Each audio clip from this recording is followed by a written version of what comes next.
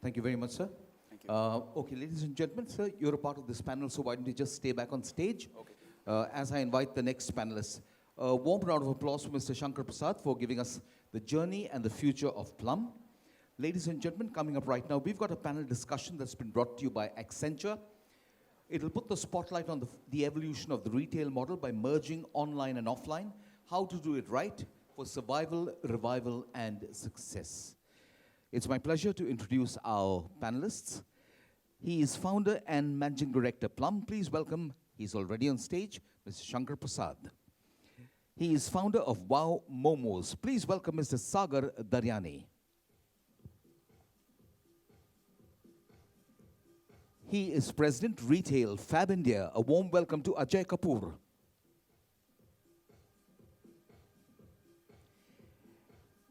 And joining us online is the founder of Chumbak, Mr. Vivek Prabhakar.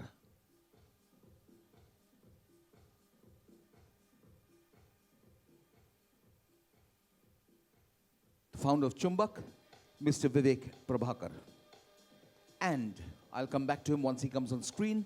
Moderating the session online is Rajul Agarwal, Industry Lead Retail, Accenture Solutions Private Limited, and in person, Shibani Oberoi Mahesh, Lead Innovation Assets and Offerings, Accenture.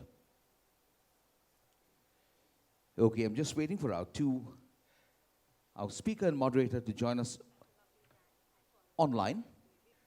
Okay, Shibani, we're just waiting for our online guests to join us.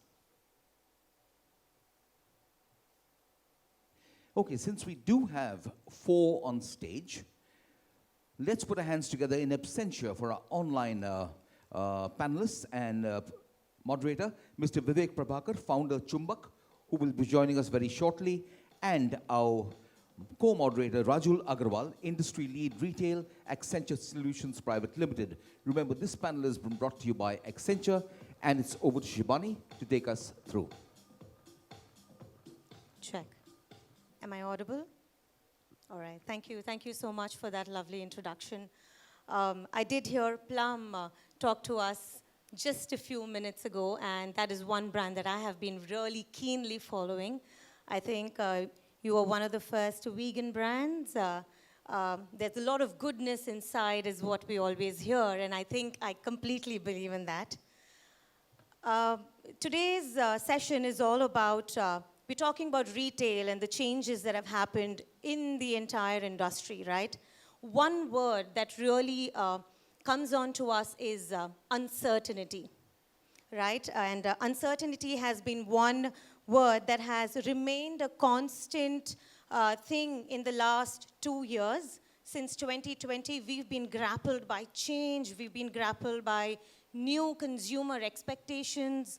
Behaviors have changed, and they have changed almost overnight, right? And one industry, which is retail, has had to kind of leapfrog in years that was absolutely unimaginable. I think when you go back to your planning of 2018, 2019, I don't think we had a lot of these numbers or a lot of these facets of growth, right, that we had actually planned for.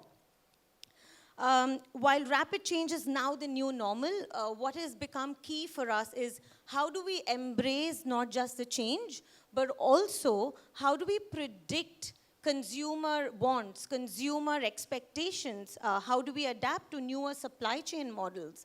How do we ensure that our businesses are not just responding or reacting, but also able to predict, rightfully so, what the consumer and the audiences want? I do have Rajul, who is from Accenture as well, who's joined us. I see him there. Would you like to go ahead and share a word, Rajul? Are you guys able to hear me? Yes. Fantastic. It's a great feeling to see all of you guys in person. Unfortunately, I could not travel because of some emergencies, but a very, very nice feeling. Finally, I think we are, as a retail team, kind of getting together and looking at where the industry is moving. So we at Accenture also look at every year, what is our narrative when we are talking to our global clients, when we are talking to our India clients, What are we talking about? Last year we were talking about responsible retail. This year it's all about reset and doing that reset responsibly. So we've identified 5 imperatives. Needless to say, digital is key for all of us, and we will hear each of your views on what digital means to you. What are you doing for your brands digitally? Fulfillment. I think everything moved online. Sourcing. How are you looking at sourcing? Right? With the supply chain challenges that we are facing all across the globe. Talent is a big, big thing. With things moving digital, you need talent to actually help you achieve the reset targets that you have set. And data, needless to say. We call it the new oil, we call it the new sand, or whatever. I think there are different terminologies which are going on, right? And underlying all of these is a new theme which has come. We have recently closed COP26, right? ESG, environment, social and governance is the key thing. We heard from you, Plum, right? You are investing big time. 1% is what you are investing, right? So that's what is happening. And from technology perspective, if you look at it, cloud is the key enabler, right? And a lot of these things are happening across us. And one of the key things, if you look at it 18 months back, what really happened to our stores, right? So let's hear from each of you. How do you see the role of stores? I see, Plum, you have opened, I think, 1 or 2 stores, right? You talked about it, and there is a huge plan you have, right? Let's hear from you. How do you see this new concept which is taking shape? Online merge, offline, right? So let's hear from you, maybe Ajay, if we can hear from you. What's really happening in Fab India? Because your stores are an experience. I just love them. Should I? Hello.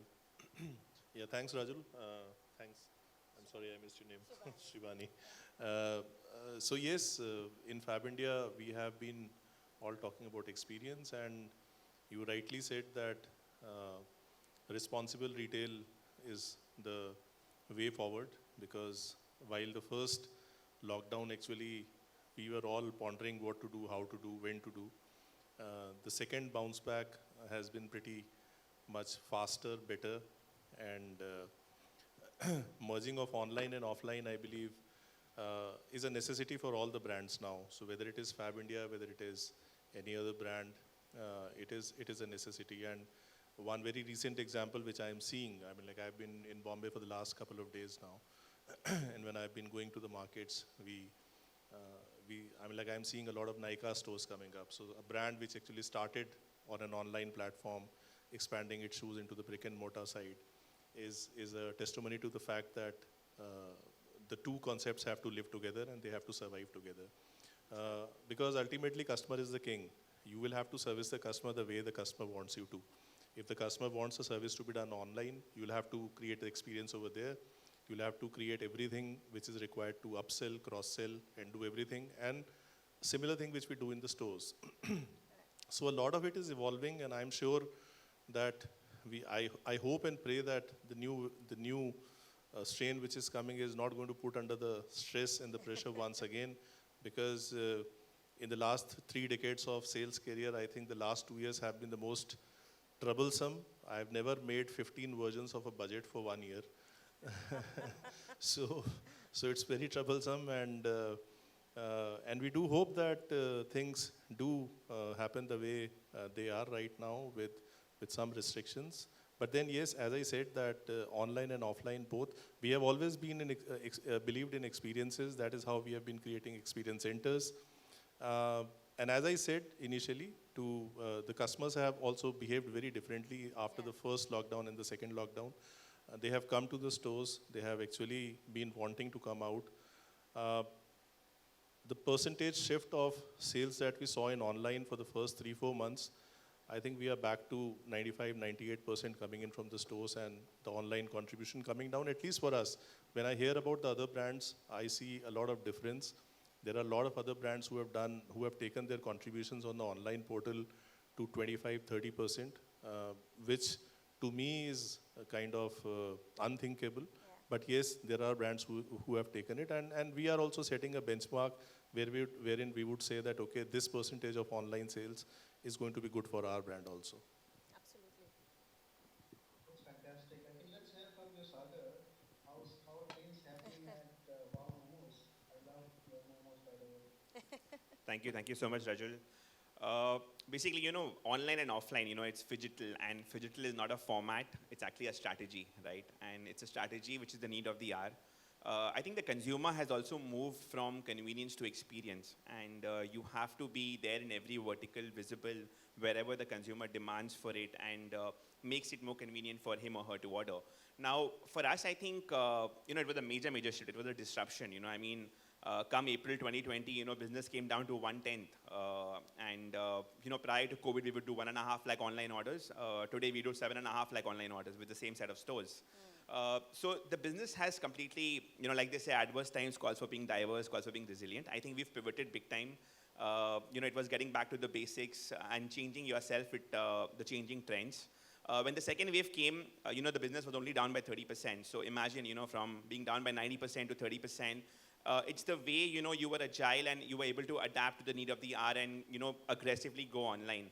As things began to improve, it was more of a 30-70 ratio. Today, it's a 50-50 ratio. And I think that's the ideal mix to have. You have to have that hybrid model of a 50-50 ratio where consumers come to you, you go to the consumer.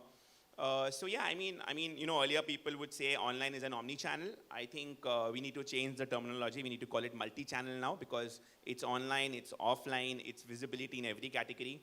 For us in the food space, we also forayed into FMCG. So frozen momos, instant momos also became the need of the hour. I mean, you had to replace your working lunches with working snacks between Zoom calls. And I think that was the right category to fit in. So it was about, reinventing yourself. It was about being agile. It was about being very observant. And I think as a startup, as an entrepreneur, coming from India, I think that's what really keeps us going, keeps the country going. I mean, the way we are able to adapt and survive and grow. That is what it is. That's how the journey been. Right. I think, Sagar, you brought out a very good and a very moot point that, adaptability is key, right? So where at one time, personally for me, staying back at home, trying to make those momos at home, I tell you, it was a terrorsome job, right? And then the second phase suddenly saw the surge of, frozen momos coming into the market, which made it a lot more easier. So that adaptability and the transition was quick, right? And that was something it's absolutely unplanned. How about you, Shankar?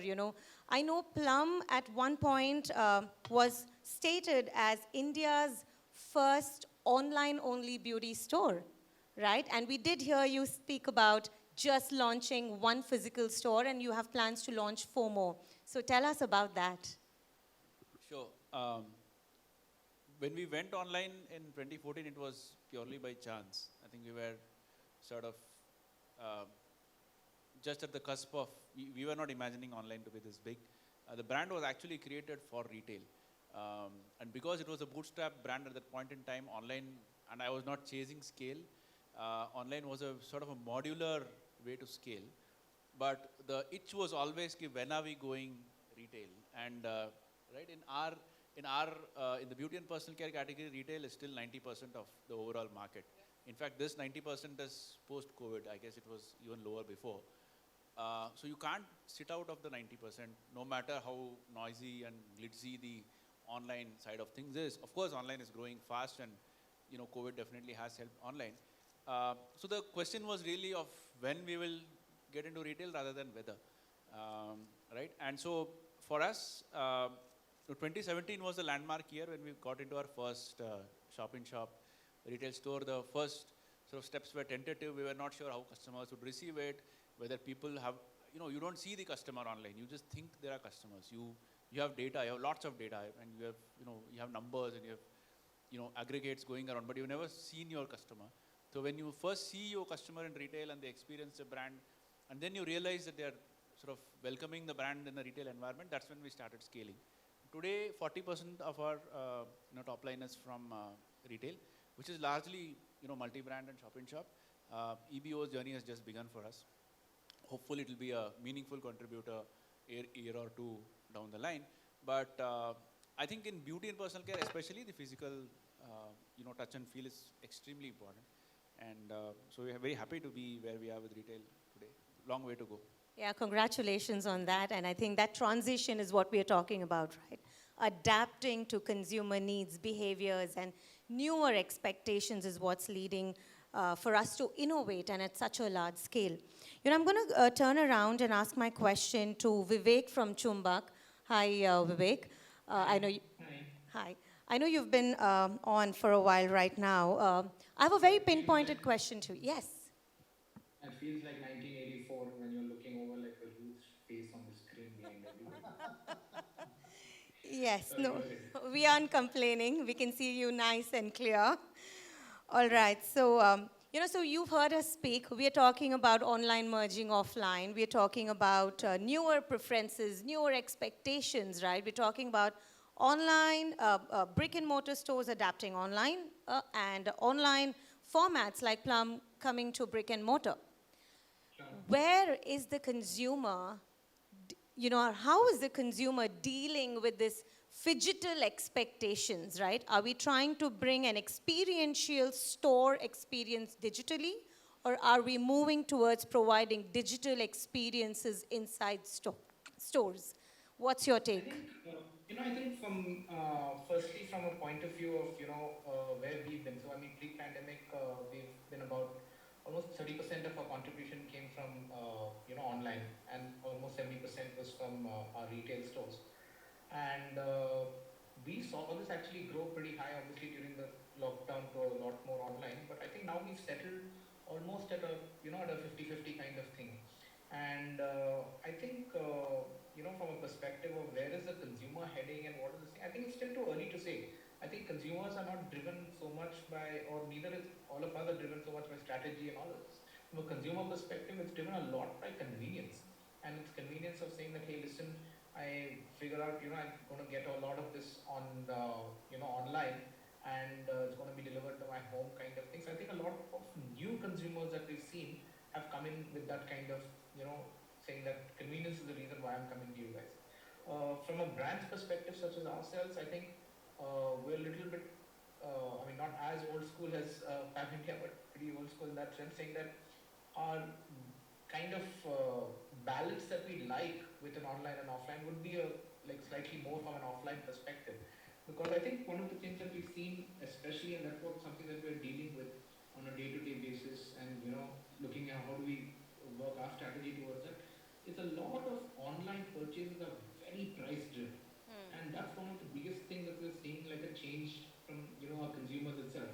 So from look at the percentage of products sold at MRP versus how much right now discounting does go on. I think those are one of the things that we've been learning, and we've kind of honestly struggled in the first 6 months of this pandemic, trying to understand how do we kind of move these consumers, brand new consumers who come in and think that, hey, where's the deal, where's the discount, and we're not used to giving those things. So I think for us, our biggest learning was that, and how we looked at it was saying that, listen, our consumers from a loyalty perspective that we're building, long-term brand perspective, are consumers who we will service at our stores and on our own chumbak.com website. But from a marketplace perspective, sub-brand, different pricing, stuff like that, so that it doesn't affect the main brand. And that's the big learning that we've had, seeing that how do we kind of, look at the new normal of online is going to be extremely large for you, and you cannot turn away from these consumers. At the end of the day, the color of money is the same, offline or online. So, that's what our learning has been.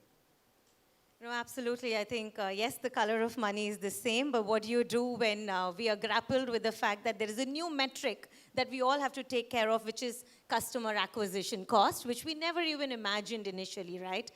Every time a customer walked into store, we were happy. But now that same customer to come and buy from us online, we have this metric that we have to deal with, which is CAC. And that's where our offers and discounts come in. What do you think? Yeah, I think, so that's the thing. I mean, I agree with you on that. Sorry, go ahead. I think the question was for somebody else. Oh, no, since you are on the screen, I'm not sure which angle you are getting of mine, but yes, that was to you. Yeah. No, I think from a perspective of looking at CACs and looking at stuff like that, as I said, 30% of our business was already there. Our understanding was saying that, we're getting, it's looking at what the margins are, what are the contribution margins, what are the kind of EBITDA that you're making. And stores are extremely, I mean, for us, are extremely profitable as a business. I mean, I'm hearing the same thing saying that, Plum is also saying that, hey, this is something that we need to be in as a category as well. But online, I think, will offer you the scale that offline will take years to achieve. And I think that's the kind of balance that we're honestly trying to learn ourselves. I mean, I don't think anybody's cracked it, but it's a balance that we're trying to learn. How much of online and how much of offline do we actually eventually be at? True, true, true. I think, yeah, that's a very valid point there. I mean, that's a fantastic point. We see, I think, how we transform to online. But now when the things are opening up, there is also a thought.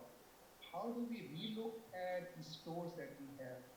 What kind of experience, additional experience, I know Ajay will not like it because his store always had that experience, additional experience you would like to bring, which customers have really liked to have when they were online. So what is it that each of you are trying to do in your own businesses? We at Accenture have a big focus where we call it as store Recording in progress. where we stay. Sorry, I think there was. Are you guys still able to hear me? Okay. So there's a lot of focus on store of the tomorrow because now we have technology in our hands. We have means to actually figure out where our customers are, what kind of promotion we can give to the customer when he or she is there in a specific aisle, what products they are seeing. Like you can do online, you can do it in the stores as well. So let's hear from you. Maybe start again with you, Ajay. What is it different that you are looking at? How you are looking at leveraging technology within the store? So, Rajul, the first thing is that another aspect or thing which has actually added to the customer experience is safety. And we are very clearly seeing that when you talk about the stores which are on the high streets, I mean, like when we are looking at the footfalls coming back, we have definitely seen a much robust footfall coming back into the high street stores.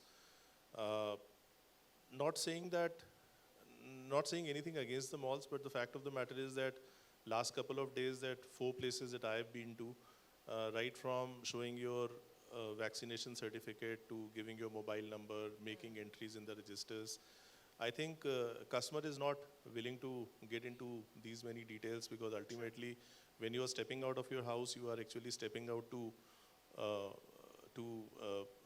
be at ease rather than giving all these details. So safety is one aspect which has actually added to the experience that we want to give to the customer, and many brands have actually succeeded in doing that also.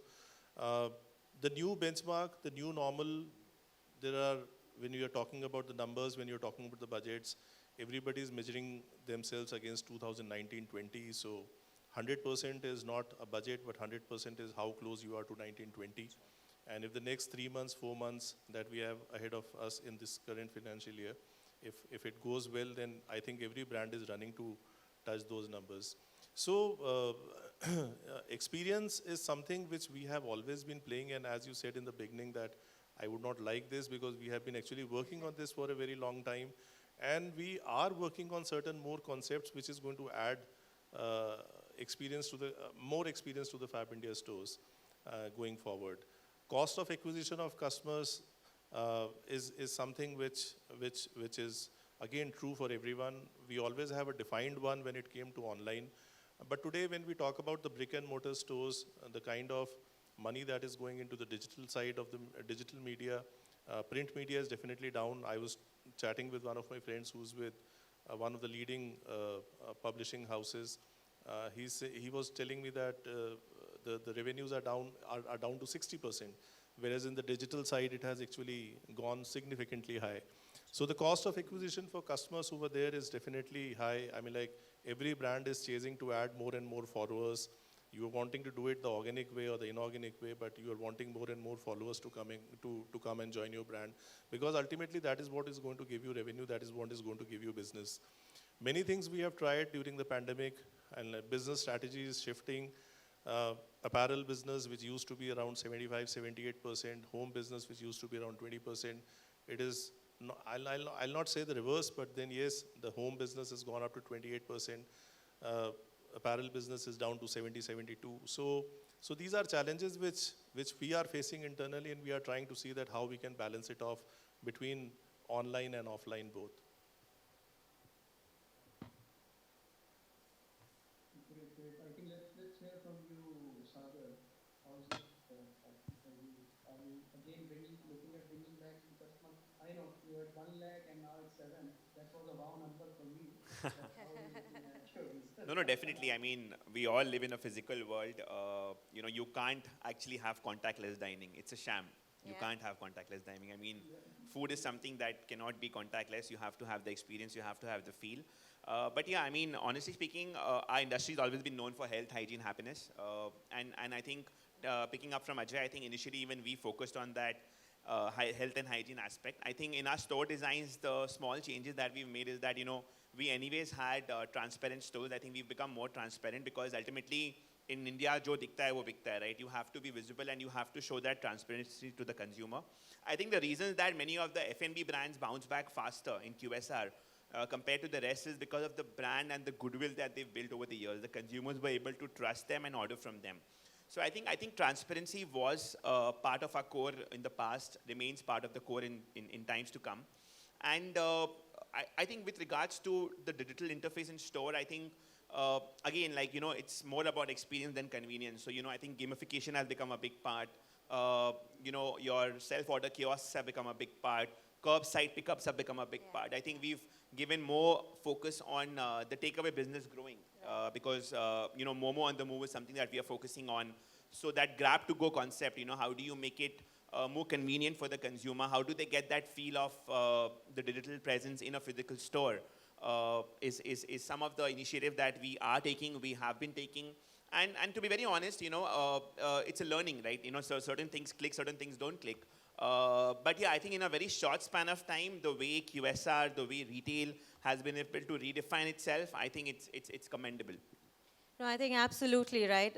You brought out a very good point there when you said, Sagar, about different operating models, right? You're buying online, picking it up in store. You've bought it offline and you want somebody to come and take it back for you. So there are various models that we've been forced to adapt to. I mean, with you at Fab India or with you at Plum, right? Has there been a similar experience? Have we changed our business models?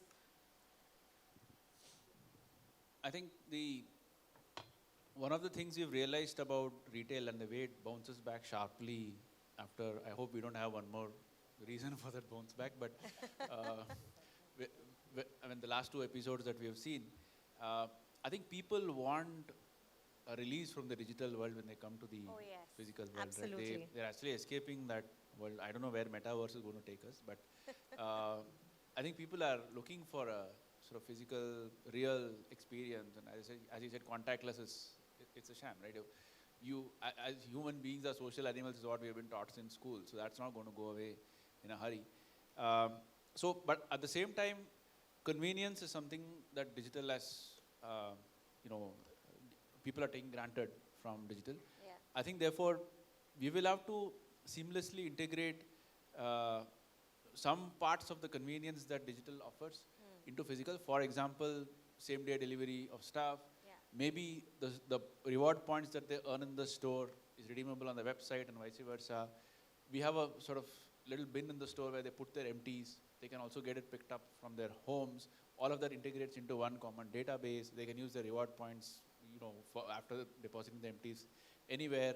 They can, if they want, they can watch, reviews or, influencer sort of talking about that product while they are at the store. We are yet not there with the last bit of this technology, but the simpler integration into the customer database, that's doable.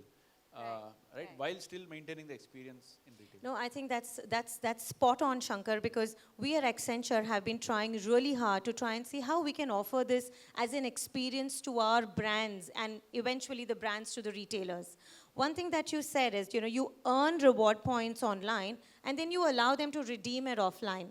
I'll extrapolate that specific topic to also there are, shoppers who are buying across mediums. You spoke about multi-channel, right? While we are still hooked on to omni-channel because we are talking about giving them not just similar experiences, But think about it this way, right? If I did come online to either a Fab India website or a Plum website or Chumbak, right? And I liked a product. When I walked offline into your store, what is the probability of you identifying me as the same consumer who liked a product or who bought a similar product a couple of days ago? This was something that we didn't imagine to happen, right? I was probably a consumer recognized by an IP when I was shopping online. And when I walked into your store, I was probably a phone number that you thought of. Today, we are trying to merge the IP and the phone number to say that, hey, this is Shibani. She liked the skincare product that I've just launched online, and now she's walked into the store, so let me show it to her. Do you think we are getting to that point to give the consumer this hyper-personalized experience? I'll just take this up. So, earlier I think there was this confusion or clutter in our mind that it's online versus offline, right? And as we progressed, we realized that, both are businesses. But I think prior to the pandemic, at least in our case, there's been a learning. We were looking at online as a separate business and offline as a separate business. But the reality is that it's the same business. It's just different occasions. I mean, you go to a restaurant, you dine in, it's an occasion, takeaway is an occasion, delivery is an occasion, and again, when you order in through a big basket, it's an occasion, right? So I think there are different occasions, and you need to remove that clutter from the mind. I think the minute we realize that the clutter has to go, because when we launched Frozen Momo, there was a big question, are we cannibalizing our QSR business? But then we realized that to remove this clutter is very important, because ultimately the consumer is going there to have wow. And if you don't do it, the competition will come and do it. So I think realizing that it's not different businesses, it's not one versus the other, and integrating and marrying all through different facets is a learning that we had in our case. And trust me, I mean, without clutter and looking at it as one business, life becomes more easier. Whether it's planning your marketing, you planning your social media spend, it becomes much more easier. I know, I think that is very, very well said. Even for right now, as I sit physically in front of all of you, and I do have my counterpart right there virtually, we are trying to kind of seamlessly integrate so we ensure that we get a seamless experience, right? What do you think, Rajul? Oh, absolutely, absolutely. And that's why I want to bring Vivek in, right? So let's do that offline and online merging. So how is it for you, Vivek, right? So how are you looking at using technology within the store? What do we see next when I walk into a Chumbak store? And let me tell you, I visited your store in a mall, I think a couple of years back, and I was fascinated by those small products which you are getting from across India. So congratulations there. So I think from the perspective of, I think looking at what tech can do and what it can't do and all of that stuff, I think we're honestly just in the last year just doubling down, going back to basics. I think one of the biggest things of, and you mentioned it, and this thing as well, saying that, not just omni-channel, but also multi-channel in that sense. So I think one was omni-channel itself, ensuring that how do you make consumer experiences. Like today, consumers who are buying online, they just want to make sure that one, they get price, obviously, which I mentioned earlier. And second, they want to get the convenience of having it delivered to their place the fastest. And I think, so we are available in some 20 plus cities. And I think one of the biggest things that we had to do when we were testing it out pre-pandemic was to make sure that we went online with all of them. And today, when you order, you do get even, the stores, almost about 60% of our online orders are shipped from our stores. And that is, making sure that there is next day delivery or two-day delivery in most places in that sense. From a perspective of, multi-channel and stuff like that, I think what we've been seeing is that while consumers have been, coming back to us and saying that this is the place that I'd like to go, maybe, a lot of it has obviously been consumer first coming into Chumbak in the last 1 year has been from an online perspective. But we're also slowly starting to see them go into malls just for their second purchase. So today, I think just yesterday I was looking at the data, almost about 34% of our business is where a consumer is shopping at both locations. And rest of it, when from a repeat perspective, is that they start in one, say for example, they start online, but then have realized that the mall next to my place or store next to my place is close enough, I'm not going to go back online unless there's a discount or something like that. And the other way around as well, so consumers have started offline and then you're looking at it and saying that, hey, but now I'm going to just continue my journey online, it's more convenient for that. So I think yeah, the 30-35% kind of overlap of consumers is pretty interesting to us. That's absolutely interesting. Yes, it's over to me, Rajul. I heard that. Uh, I think we've just have about 1.5 minutes to go. And I'd quickly like to bring in a point, that all of us, in whatever form, have been innovating. I don't think that'll be wrong for me to say, right? What do you think? Right, so I do see a lot of nods there. So yeah, so like Plum yourself, innovating to come into brick-and-mortar store concept from being an online-only brand. With you, Sagar, frozen momos, adapting to Momo on the go, I think that is fantastic. We had Chumbak talk about, various delivery models trying to ensure same-day delivery, and Ajay with you trying to ensure that you give the Indian experience online and offline. For us at Accenture, yes, we are not a retailer, but we help retailers succeed, and we help retailers give the consumer, which is you, a hyper-personalized experience with the responsible reset that we are doing today. Whether it's store of tomorrow, or whether it's innovative solutions like Mall of the Future or Beauty Store of the Future, we do have a lot of assets and offerings with which we are able to enable, in fact, as we speak, one of the largest multi-brand retailers in India who we have recently partnered with to ensure we give them the possibility of understanding their consumers uniquely throughout channels. And that goes to say that OMO, or the online merging offline, is here to stay, and we retailers are ready, aren't we? Yes, we are. All right, thank you so much. I think our time's up, and in case there are any questions, we'll be happy to take them.